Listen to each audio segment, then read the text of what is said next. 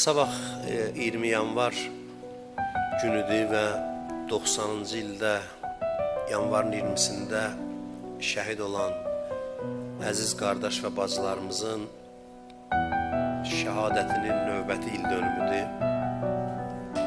20 yanvara şəhidlik günü demək olar. 2 dəfə biz ildə şəhidlik günü qeyd edirik. Bir Aşura günü, bir anlamda şəhidlik günü ola bilər. Bir də 20 yanvar günü, əslində 20 yanvarda biz bütün şəhidlərimizi anırıq, yad edirik. 20 yanvar günü şəhidlərə sayğımızı, məhəbbətimizi ifadə edirik.